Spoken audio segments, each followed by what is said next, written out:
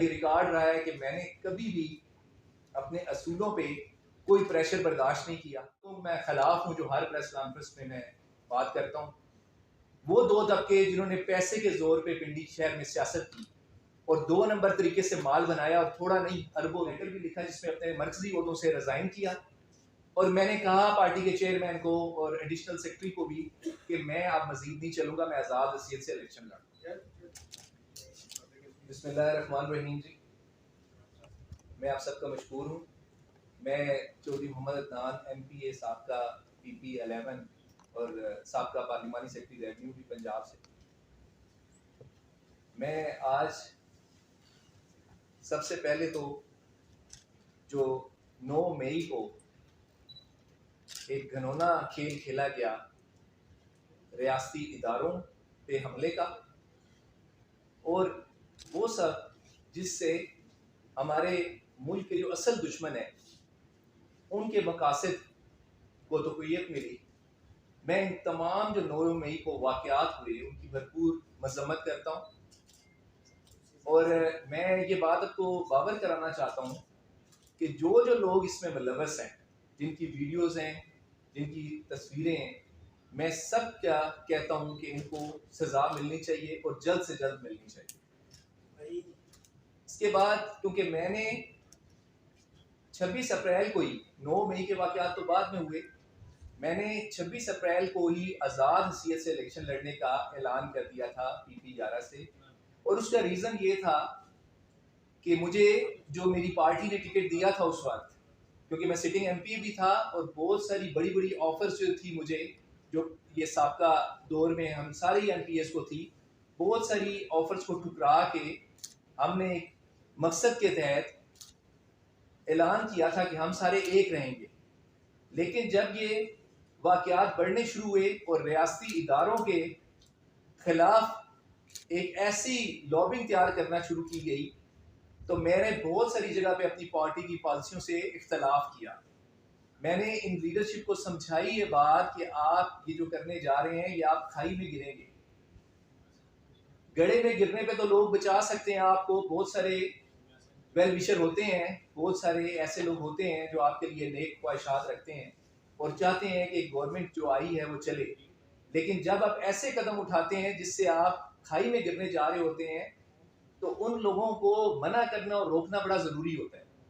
और मैंने बड़े अहम मामलात में, क्योंकि मेरा पिंडी का हल्का है और कैंट का हल्का है, अस्करीस हैं उधर, ऑफिसर्स कॉलोनी है, और ज़्यादातर मेरे जो पिंडी शहर के लोग हैं उन्होंने हमें वोट इसलिए दिया था कि हम इदारों से एक बेहतरीन ताल्लुक बना के चल रहे थे। उस वक्त जो हमारी पार्टी की पॉलिसी थी 2018 में, जिसकी वजह से हमें वोट्स पड़े इन इलाकों से और खासकर कैंट्स के इलाकों से और बाकी एरियों से, तो वो हमारी पॉलिसी ये थी कि हम इदारों से एक बेहतरीन ताल्लुक की बुनियाद थी। एक मिल के इस मुल्क की खिदमत करनी थी, इस मुल्क को जिन क्राइसिस में वो गया था उससे निकालना था। लेकिन 2022 के एंड में जो हालात बनना शुरू हुए, और मैं वाहिद MPA था जो एज ए पार्लिमानी सेक्रेटरी रेवेन्यू काफ़ी बार इमरान खान साहब को 1 to 1 भी मिला था। चेयरमैन पाकिस्तान तरीके इंसाफ से जब भी मेरी मुलाकात हुई, और 2022 के एंड में जब ये रोड्स के बंद होने का सिलसिला हुआ नवंबर में 7th 8th 9th को, और पूरा पिंडी शहर उन्होंने बंद कर दिया, 7 नवंबर 2022 की मैं बात कर रहा हूँ। तो मेरा ये सबसे पहले इख्तलाफ था कि जिस शहर ने हमें वोट दिया आप उसे क्यों अजाब में डाल रहे हैं। उन बच्चों को जो स्कूल कॉलेज गोइंग हैं, वो लोग जो सरकारी इदारों में या प्राइवेट इदारों में मुलाजमत करते हैं, बुजुर्ग शहरी जो हॉस्पिटल्स जा रहे हैं, और हमारी वो जो पॉलिसी थी जो पंजाब हाउस पिंडी में बैठ के बनाई गई, उधर से मेरा इख्तलाफ शुरू हुआ। और मैंने बहुत बार ये कहा कि आप ये जो करने जा रहे हैं ये गलत होगा, इसके नतीजे गलत होंगे, आप खाई में गिरने जा रहे हैं। और इसी बेस पे मेरा टिकट, क्योंकि मैं एक लैंड माफिया के अगेंस्ट भी था, वही माफिया हमारी पार्टी को भी फाइनेंशियल सपोर्ट करते थे। मैंने उसके बाद जब मेरा टिकट रिवर्स हुआ 26 अप्रैल को, तो उसी दिन, उससे नेक्स्ट डे, खान साहब को एक लेटर भी लिखा जिसमें अपने मरकजी ओहदों से रिजाइन किया। और मैंने कहा पार्टी के चेयरमैन को और एडिशनल सेक्रेटरी को भी कि मैं अब मजीद नहीं चलूंगा, मैं आज़ाद हसीयत से इलेक्शन लड़ूंगा। और मैं ये बात क्लियर करना चाहता हूँ कि मेरे पे कोई FIR नहीं है, किसी FIR में मैं बराह रास्त या बिल वास्ता या बिला वास्ता नामजद नहीं हूँ। लेकिन मेरा ज़मीर मलामत करता है कि ये जो वाक़यात हुए हैं इस पे हर पाकिस्तानी, हर मुहिब्बुल वतन कि उन लोगों के साथ आपने किया है जिनको उनकी फैमिलियों से पूछे जाके। जो हमारी फौज आज जिस मकाम पे थी, एक पूरी दुनिया में एक मैसेज था कि इस फौज के साथ आवाम खड़ी है और सबसे बड़ी ताकत है ये फौज, ये लोग जो अपनी शहादतें देकर जिन्होंने इस मुल्क को आज तक जो मुल्क की सलामती है उस पर आंच नहीं आने दी। तो कोई भी मुहिब्बुल वतन ये बर्दाश्त नहीं कर सकता था कि रियासती इदारों पे हमले हों। सो मैं इसकी भरपूर मजम्मत भी करता हूँ और मैं आज दोबारा ये ऐलान कर रहा हूँ जो 26 अप्रैल को भी मैंने किया था कि आज़ाद हैसियत से इंशाअल्लाह ताला पिंडी में इलेक्शन लड़ेंगे और पूरे ग्रुप के साथ लड़ेंगे। तो उसमें NA60 भी है, PP11 भी है, PP13 भी है और अच्छे बाकिरदार लोगों की कमी नहीं है। मेरे हर जमात के अच्छे बाकिरदार बासूल लोगों से राब्ते भी हैं, हमेशा उनसे इज्जत एहतराम का रिश्ता भी रहा है। दो तबकों में मैं खिलाफ हूँ जो हर प्रेस कॉन्फ्रेंस में मैं बात करता हूँ। वो दो तबके जिन्होंने पैसे के जोर पे पिंडी शहर में सियासत की और 2 नंबर तरीके से माल बनाया और थोड़ा नहीं अरबों रुपए और कोई सोर्स ऑफ इनकम नहीं थी जिनकी, मैंने उन पे काम किया। मैं एज ए पार्लिमानी सेक्रेटरी मैंने बेनामी प्रॉपर्टीज पे काम किया, स्टेट लैंड की रिकवरी का काम किया और अरबों नहीं खरबों रुपए की अराजी सरकार को वागजार करवा के इसलिए दी कि वो इस आवाम पे लगे, वहाँ पे हॉस्पिटल बने, स्कूल बने। वो अगर वो सेल भी करें तो उसका पैसा उन शहरों में लगे जहाँ ये हम वागुजार करवा रहे हैं। लेकिन क्योंकि बहुत सारी माफियाज को मेरे काम पसंद नहीं थे और हमारा जो सिस्टम है वो इन माफियाज को की फेवर में जाता है। मैं यहाँ कहूँगा ये बात कि जहाँ भी प्रॉब्लम आई मैंने आवाज़ उठाई, रिकॉर्ड पे ये चीज़ें, मेरा मीडिया पे भी और बाकी जगह पे मेरा ये रिकॉर्ड रहा है कि मैंने कभी भी अपने असूलों पे कोई प्रेशर बर्दाश्त नहीं किया। आज भी इस जगह पे सिर्फ इसलिए बैठा हूँ कि मैं आज़ाद हैसियत से इलेक्शन लड़ रहा हूँ। तमाम इदारों के साथ जो भी हुकूमत इदारों के साथ इस हद तक चली जाती है उसका बरह रास्त नुकसान आवाम को होता है।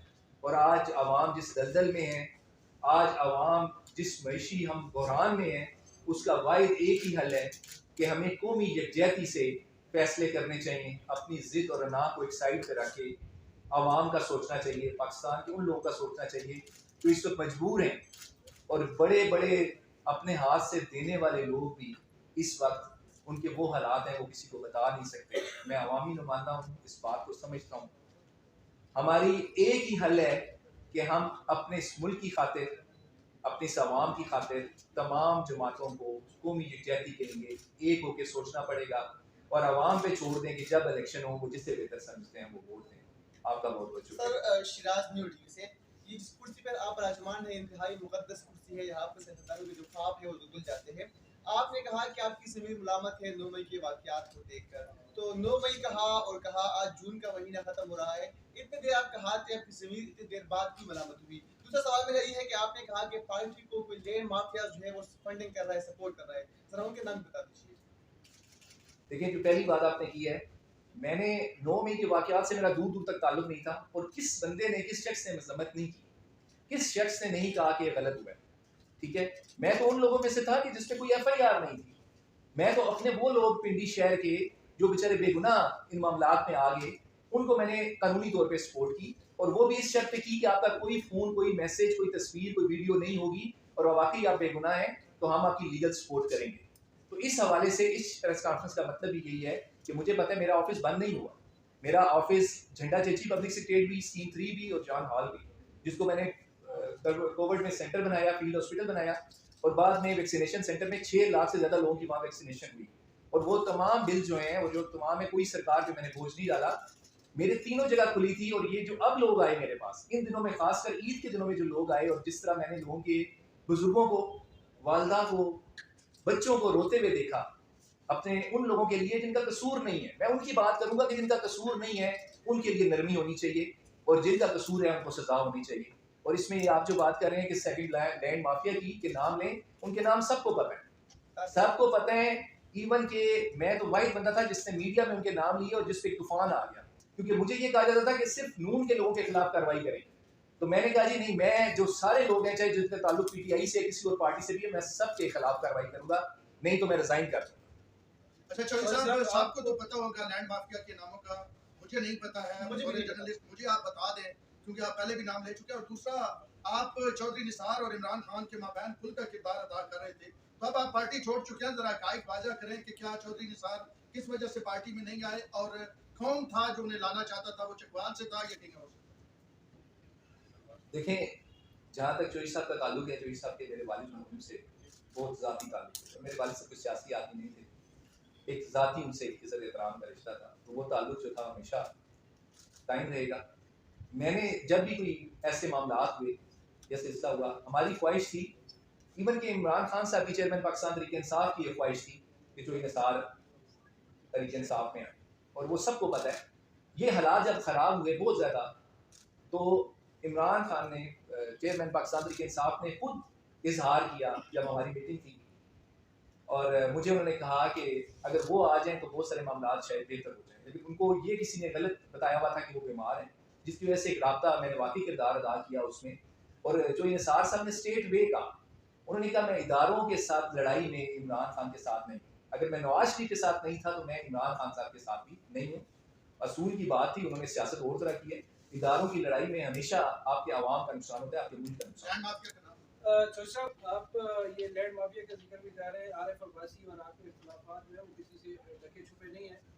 आप ये बताइए कि आप जब तहरीक इंसाफ आरिफ अब्बासी को टिकट दे रही थी और उसकी वजह से आपका इख्तिलाफ बना और आपने आज़ाद हैसियत में इलेक्शन लड़ने का ऐलान किया, इस वक्त जो पिंडी की सियासत है उसमें आप किन लोगों के साथ अलाइंस बनाएंगे, या वो ऐसे कौन से लोग हैं जिनके साथ आप जब ग्रुप की बात करें कि मिलकर आएंगे? एक तरफ फैजुल हसन चौहान खड़े हैं, दूसरी तरफ धनियाल है, तीसरी तरफ शेख रशीद साहब है, तो आप कैसे इस अपना अलाइंस बनाएंगे और किन लोगों के साथ आएंगे? देखिए जी, बात ये है कि यहाँ जो माहौल बन रहा है, तमाम जो जिस तरह ये सलूक पीडीएम ने इन 1.5 सालों में आवाम के साथ किया है, आवाम का एतमाद इन पे नहीं। ये क्लियर बात है कि जो 1.5 साल में आवाम के साथ जो पॉलिसियाँ बनाई गई हैं, ठीक है, उस पे आवाम का एतमाद पीडीएम की तमाम जमातों में, ठीक है, वो ऐसे हालात में चला गया है कि जो पार्टी जो तरीके इंसाफ के साथ भी जो कुछ हो रहा है, वोट बैंक तो देखिए वो तो खुद फैसला करेगा, लेकिन जहाँ पे हालात नजर आ रहे हैं कि कोई बड़ी कदावर शख्सियत आज़ाद हैसियत से आ गई पिंडी में, जो कि हालात नजर आ रहे हैं, तो फिर ये इलेक्शन जो है ये पार्टियों का कम और शख्सियात का ज़्यादा हो जाएगा, और लोग नीट एंड क्लीन लोगों को पसंद करेंगे जिन्होंने वाकई जो सियासत की है उन पे करप्शन का दाग नहीं है।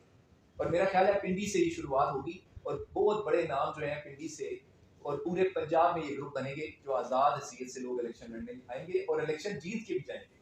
आवाम की जो एतमाद है वो पार्टियों पे अब उस तरह नहीं रहा जो गलतियां पार्टियों से हुई हैं। मेरा ख्याल है कि पार्टियों को भी सबक सीखना चाहिए, और ये उस तरफ हालात जा रहे हैं कि शख्सियात का इलेक्शन बनने जा रहा है, पार्टियों से कम जा रहा है। इन वाक़यात के बाद पिंडी सिटी की हद तक जहाँ की आप सियासत कर रहे हैं, वहाँ वोट बैंक कम हुआ है। देखिए जी, पिंडी सिटी जो था किसी दौर में मुस्लिम लीग का गढ़ था, लोगों को पता है। उससे पहले वो किसी दौर में पीपल्स पार्टी का गढ़ था, और बाद में जब हालात बदले, जो 97 में रिजल्ट था पीटीआई का, पाकिस्तान तहरीक इंसाफ, उसके बाद जो अब रिजल्ट आया तो पीटीआई की तरफ, पाकिस्तान तहरीक इंसाफ की तरफ झुकाव हुआ। तो मैं ये समझता हूँ कि पूरे पाकिस्तान से लोग पिंडी इस्लामाबाद आके आबाद में, इनका जो मिजाज है और तरह का है, लेकिन इदारों से जो लड़ाई करके जमात आगे आए, मेरा ख्याल है पिंडी के बहुत एक बड़ा सोच ऐसी है जो ये चाहते हैं कि वो अपने बच्चों की बेहतरी के लिए इधर आए हैं, मुस्तकबिल के लिए आए हैं, एक अमन की फिजा चाहते हैं, वो जलाओ घेराव नहीं चाहते, और वो चाहते हैं कि हमारी जो पिंडी शहर की तरक्की है वो पुरअमन तरीके से हो, वो घेराव जलाओ की पॉलिसी से ना हो। आपने अभी फरमाया है कि 26 अप्रैल को आपने आज़ाद हैसियत से इलेक्शन लड़ने का फैसला कर लिया था, तो ये आज प्रेस कॉन्फ्रेंस क्या किसी दबाव का नतीजा है? नहीं जी, बिल्कुल भी नहीं। दबाव मुझ पे मेरे हल्के की आवाम का है, जो बेचारे लोग दरबदर हुए में, पिंडी शहर पूरे से मेरा रास्ता है, जो दरबदर हुए इनका कसूर ही नहीं, और मैंने बहुत एफर्ट्स किए हैं, हमारी लीगल टीम ने, और वो लीगल टीम पाकिस्तान तहरीक इंसाफ की नहीं है, मेरा ज़ाती लोगों से ताल्लुक है, और वही ये कर रहे हैं, क्योंकि मेरा बहुत सारी मामलात में पार्टी पॉलिसी से इख्तलाफ रहा, और इसी वजह से मैंने आज़ाद इलेक्शन लड़ने का ऐलान किया। हालांकि इतनी जल्दी कोई नहीं करता कि एक दिन फैसला हो दूसरे दिन वो ऐलान कर दे। मैं ज़हनी तौर पर तैयार था कि जो जिस तरह लोगों ने उम्मीद से पाकिस्तान तहरीक इंसाफ को वोट दिए थे, पिंडी के मकामी सियासी लोगों ने, जो सियासी फ़िरौन जिनको मैं कहता हूँ, वो लोगों की उम्मीदों में पूरे नहीं हुए।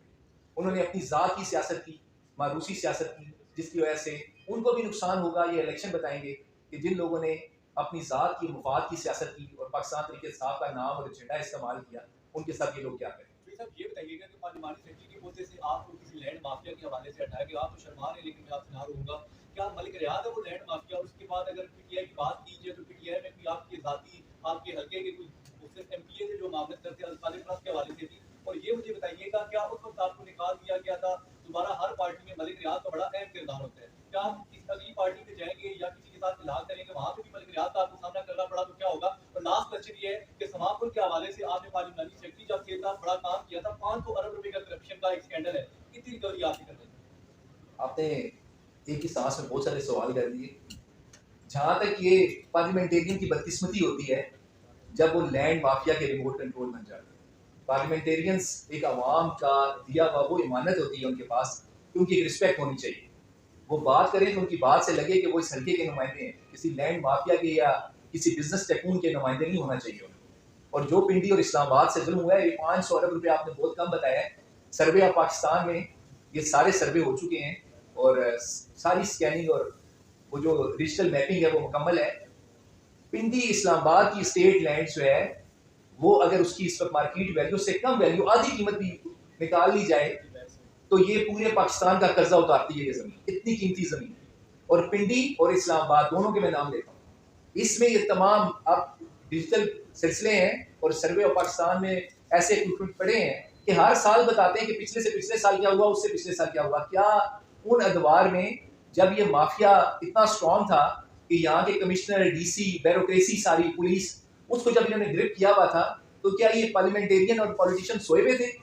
ये जान के ऐसे हालात बनाए गए कि पॉलिटिशियंस को भी, पार्टियों को भी, पहले इन्वेस्टर होता था छोटा मोटा इन्वेस्टर, कारोबारी तबकों का, बाकी छोटे मोटे कामों का। अब जो इन्वेस्टर है वो बड़ी बड़ी पार्टियां और माफिया हैं जो पार्टी के हेड्स को, उनके सीनियर लीडरशिप को अकोमोडेट करते हैं। अब वो तोहफों वाला हिसाब वो नहीं रहा कि 50,000 लाख या 5 लाख 10 लाख। अब तो आपके तोहाइफ भी 500 कनाल जमीनों के हैं, अब आपके तोहाइफ भी बड़े बड़े प्रोजेक्ट्स के हैं। और तमाम लोग माजरत के साथ, तो 3-4 पार्लियामेंटेरियंस के अलावा मैं तमाम लोगों को देखता था कि वो हमेशा कहते थे कि नाम न लिया करें, और मुझे बहुत सारी जगहों पे रोका भी जाता था। मैं आपको बताऊं, जो पार्लियामेंटेरियन अगर इन माफिया से डर जाएगा तो इस शहर के साथ जुल्म होगा। यही पैसा अगर पिंडी के मेगा प्रोजेक्ट्स पे लगे तो आज हॉस्पिटल्स जो हैं हमारे यूरोप के मेयार के हों, आज स्कूल की जो एजुकेशन के हालात हैं, जो हमारे कॉलेज और स्कूल हैं, यही पैसा, और ये सरकार का, स्टेट का पैसा है। हम किसी की साथ ज्यादती नहीं कर रहे थे।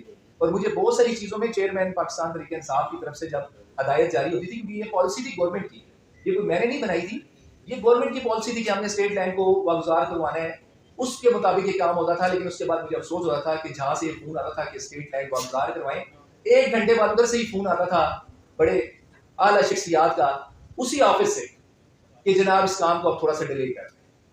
तो मुझे दुख होता था। और इसमें बहुत सारे मामला हैं, मैं आगे दोबारा भी प्रेस कॉन्फ्रेंस करूंगा, बहुत सारे हकाइक में बताऊंगा, बहुत सारे राज मेरे दिल में है। लेकिन मैं आपको ये बात क्लियर करता चलूं कि अगर इसी तरह ये हालात चलते रहे तो आपके जितने सियासी लोग हैं उनकी कोई वर्थ नहीं होगी। वो सिर्फ अपने इलेक्शन के खर्चों के चक्कर में ही रहेंगे। और अवाम को जितना बड़ा धोखा दिया जा रहा है, मैं समझता हूँ ये पार्टियों का लबादा ओढ़ के जो करप्ट लोग आ गए हैं, ये सबसे बड़ा इस वक्त सियासत के लिए नासूर। तो इस सब एक मुबहम सी बात है, आपने कहा कि आप आज़ाद हसीयत पे इलेक्शन का ऐलान कर चुके थे, क्या आपने पीटीआई उस वक्त छोड़ी थी, आप छोड़ रहे हैं, ये आप समझ नहीं? मैंने 27 को ही लेटर लिख दिया था जी खान साहब को, ये वो उसकी कॉपी विषय का रख लीजिएगा, उसी 27 अप्रैल, ठीक है। मेरी तमाम एक्टिविटी जो थी, खत क्या है? वो तमाम मेरी एक्टिविटी थी, इसमें मैंने मर्जी उहदेदार था, मैं ज्वाइंट सेक्रेटरी था, उससे होता इस्तीफा दिया, और वाइज एमपीए था जो मेंबर सीईसी भी था अपने। और मैंने जितने काम किए सारे रिकॉर्ड पे हैं, मेरे डायरेक्टिव सारे रिकॉर्ड पे हैं। मेरे तमाम मामलात जो सीएम ऑफिस से भी और पीएम ऑफिस से भी डायरेक्टिव जारी हुए थे, हर डायरेक्टिव को रोकने के लिए इन सियासी फिरौनों ने मुझे किसी न किसी तरीके से रोका गया। और मेरी सीनियर लीडरशिप जो थी वो भी बेबस थी। मैं अभी भी चाहूँगा, मैं आपकी तमाम लोगों के जरिए से ये बात पहुँचाना चाहूँगा ताकतवर हल्कों को भी, इदारों को भी, कि अगर ये पिंडी और इस्लामाबाद का ये जो as a parliamentary secretary revenue मेरे डायरेक्टिव्स हैं, और मैंने फ्लड के हवाले से लेटर लिखे कि आपकी बहुत बड़ी लैंड जो है वो फ्लड के मामलात में कवर की जा रही है, और जहाँ पे बहुत बड़ा खतरा है पिंडी और इस्लामाबाद, ठीक है। वो वक्त साबित किया, वक्त ने उस पर काम भी हुआ। लेकिन काम क्या सिर्फ गरीब आबादियों में ही करना है या कमजोर लोगों पे ही करना है जो बेचारे सारी जिंदगी 2-3 मरले या 5 मरले का घर बनाते हैं, या बड़े बड़े हैवी प्रोजेक्ट्स जो जिन लोगों ने बनाए और अरबों नहीं खरबों में गए हैं, उनके खिलाफ भी कोई कार्रवाई होगी? यहाँ पे तमाम कानून जो है वो सिर्फ गरीब के लिए, मिडिल क्लास के लिए। मैं बेनामी प्रॉपर्टीज के हवाले से भी बात करूंगा और ये 2 इश्यूज थे बड़े, और ये जितने टारगेट्स थे मुझे मेरी गवर्नमेंट ने दिए थे, स्टेट की तरफ से हदायत थी, सूबाई हुकूमत और मर्सी गवर्नमेंट की तरफ से थी ये कि ये करेंगे हम। तो फिर ये अगर पिंडी में नहीं हो सके तो कहीं भी नहीं हो सके। तो इसमें पूरे मुल्क में अपने आज़ाद लोगों का कुछ बड़ा ग्रुप जो है उसका इंतखाबात में उतरने का आपने ऐलान किया, उसमें बड़ी शख्सियात भी होगी। ये आज़ाद लोगों जो ग्रुप है, जो उम्मीदवारों का जो ग्रुप है, इसको लिंक अप कौन कर रहा है और ये सब लोगों को मुश्तरका तौर पर एक ग्रुप की जरूरत उतरने के लिए कौन सी ताकत है या कौन सी शख्सियत है या कौन सी शख्सियात हैं जो मैदान में इंतखाबात मैदान में उतार रही है? देखिए जी, जिन्होंने अपने हलकों की सियासत की और हलकों में मजबूत है, वो तो मेरे ख्याल में जो हालात बन चुके हैं इस वक्त, क्योंकि मैंने आपसे पीडीएम का भी जिक्र कर दिया है और पिंडी शहर जो है वो लोग पीटीआई की तरफ इसीलिए थे, अब वहाँ भी क़यादत का फुकदान है। लोगों ने, बहुत सारे लोगों ने जो वादा उड़ा था पाकिस्तान तरीके इंसाफ का, लोगों को पता चल गया कि अंदर से क्या थे। सो जो कन्फ्यूज वोट हुआ कि जो किसी उम्मीद पे था और बेहतरी के लिए था, वो सारे लोग मजबूत और साफ सुथरे आज़ाद उम्मीदवारों के साथ MNAs पे भी और MPAs पे भी चलेंगे। और मेरा ख्याल ये है कि मैंने बहुत सारे लोगों से रब्ता किया, उन्होंने मुझे यही कहा, मेरा तमाम जमातों के, ये मैं बात क्लियर कर दूँ, तमाम जमातों के ऐसे लोगों से जो वाकई अपने इलाके की, अपने शहर की बेहतरी चाहते हैं और मुल्क से मुखलिस हैं, उन सब से रब्ता हुआ। तो ज़्यादातर लोगों की राय थी कि हम आज़ाद उम्मीदवार अगर हमारे ऊपर आया तो हम बेहतर करेंगे। मजहबी जमातों के लोगों ने भी कहा। सो ये हल्के के लोगों की आवाज़ है जिसपे मैंने भी आज़ाद हैसियत से इलेक्शन लड़ने का फैसला किया निशाबंदी से। सर, आपके तहरीक इंसाफ से जाने से तहरीक इंसाफ को कोई उनके वोट बैंक पर भी नुकसान है? दूसरा तहरीक इंसाफ के चेयरमैन का नजरिया आप कैसा देखते हैं कि जो अवाम इतने पॉपुलर हैं और उनकी पॉपुलैरिटी भी कम नहीं हो रही, क्या देखते हैं, कुछ बताएं? देखिए, चेयरमैन साहब ने सियासी जंग तो सारी जीती थी, लेकिन उनकी मिसाल मैं ये देता हूँ कि जब आप किसी गेम में होते हैं और आप जीत रहे होते हैं तो आप उन लोगों से लड़ना शुरू कर दें, उन इदारों से लड़ना शुरू कर दें जो कि आपको बार बार कह रहे होते हैं कि ये चीज़ मुल्क के लिए ठीक नहीं है। और जब वो जंग उस तरफ चली गई तो तहरीक इंसाफ को के लोगों को बहुत बड़ी आजमाइश आई। पाकिस्तान तहरीक इंसाफ के लोगों ने जितने इस एक साल में जो आजमाइश से वो गुजरे, जिस कर्ब से गुजरे, जिस दर्द से गुजरे, और फाइनेंशियल तौर पे बहुत लोग स्ट्रांग होते हैं, लेकिन जो मिडिल क्लास तबका इमरान खान साहब के साथ था, जो गरीब लोग साथ थे और जो आम लोग साथ थे जिनकी बड़ी उम्मीदें थी, वो एक साल में वो बेचारे इस कदर पिस गए हैं कि उनका कोई इस वक्त हाथ थामने वाला नहीं है, कोई मदद रखने वाला नहीं है। तो वो जो वोटर है वो देख रहे हैं आगे, और इमरान खान साहब के साथ, पाकिस्तान तहरीक इंसाफ के चेयरमैन साहब के साथ लोग सिर्फ इसलिए भी बहुत ज़्यादा तबके थे कि वो इदारों से मिल के बेहतरी लाएंगे। लोग और अमन तरीके से, पॉलिटिशियन तो वो है जो टेबल पे बैठ के आपके मामला हल करे, जिसको जिसके साथ भी बैठना पड़े वो आवाम की खातिर बैठे, वो मुल्क की खातिर बैठे। अगर आप जिद और अना में आ जाएंगे तो फिर तो आप मुल्क की जो मफाद के फैसले हैं और कौमी यकजहती के फैसले वो नहीं कर सर, सकते। आप नहीं समझते कि जब से इमरान खान की हुकूमत हटाई गई थी तब से इदारों के साथ टकराव का मामला शुरू हो गया? जी बिल्कुल, इस तरह के हालात बने थे, उससे पहले भी कई बार बने, लेकिन जब आपके एडवाइजर्स ही आपको फैन क्लब के चक्कर में ले जाएं, आपको पॉलिटिशियन से हटा दें और ऐसी तरफ लेके जाना शुरू कर दें जिसमें आप बंद गली में चले जाएं और रास्ता ना हो आपके पास, तो उधर हल कोई नहीं है। आपकी आवाम आज पीटीआई के लोग जितने परेशान हैं मुझे पता है, मेरे 3 दफातर अभी भी खुले हैं, और जिस तरह लोग आके बेचारे अपने प्यारों के लिए वहाँ करते हैं, और कितने लोग तो ऐसे हैं जिनका कसूर भी नहीं है लेकिन फिर भी वो आज उधर हैं। हम कोशिश करेंगे, और मैं अहकाम से भी, अल्लाह अहकाम से भी अपील ये करूँगा कि जो लोग बेगुनाह हैं उनके लिए जल्द से जल्द कोई इंक्वायरी या इंसाफ होना चाहिए, और जिन्होंने ये चीज़ें की हैं और जो साबित हैं उनको जल्द से जल्द करारवाती सजा। उनके इमरान खान के साथ किस तरह के मसले जो होते थे और आपके टिकट के हवाले से क्या था किरदार अदा किया था आरिफ अब्बासी को देने के, आपको लेने के? देखिए, मेरे मुकाबले में किसी अच्छे शख्स को ये टिकट दिलवाते मुझे खुशी होती है, जो पिंडी शहर का दर्द रखता है या उनके काम कर सकता है। ऐसे करप्ट आदमी को टिकट दिलवाया गया जो खुद इमरान खान ने, पाकिस्तान तहरीक इंसाफ के चेयरमैन ने RDA की चेयरमैन से हटाया था करप्शन में। और RDA के जितने नक्शे हैं आप चेक करें, CDA की लिमिट में RDA ने अप्रूवल दी है, वो किस तरह दी है, उसमें कितना पैसा चला है सबको पता है, और उसको हटाए ही चेयरमैन ने खुद था। तो ऐसे करप्ट आदमी को, मेरा हल्का कोई लावारसों का तो नहीं है, कोई भेड़ बकरियां तो नहीं है कि ऐसे करप्ट आदमी को वहाँ पे लाया जाए। लेकिन अब ये बात टिकट की है, इस लेवल पे नहीं है, बात मुल्क की मुफाद की है, मुल्क की यकजहती की है, पूरी मैशत की है, पूरी आवाम इस वक्त पाकिस्तान की कर्ज पे गुजरी है। इसमें बड़े दिल से बड़े फैसले करने होंगे। आप सबका बहुत शुक्रिया।